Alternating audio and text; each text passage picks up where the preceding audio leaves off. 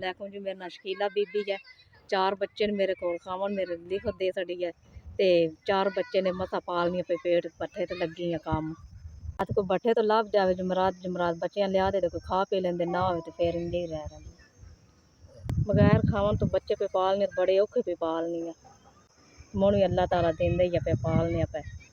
4 बच्चे बड़े औखे पे पालने ते अल्लाह सोना बड़ा मैनिया फिर भी लाख शुक्र है अल्लाह ताला जेड़े हाल च रखे सबर शुक्र करके वक्त गुजारना चाहिए।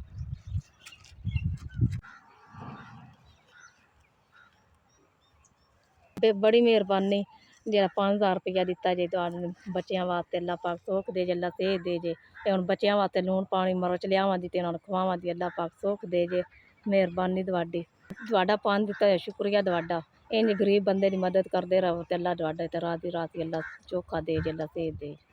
जी। मैं माड़ी औरत हाँ ते तुहाडा दिता है जेड़ा 5000 रुपया बच्चे खान दे ते दवावां देवन दे अल्लाह दी दात दुआन चोखा देवे अल्लाह सोना वसदे रहो अल्लाह चोखा देवे जे अल्लाह माड़ी औरत अल्लाह चा पाक चोखा दे अल्लाह सेहत दे वसदे रहो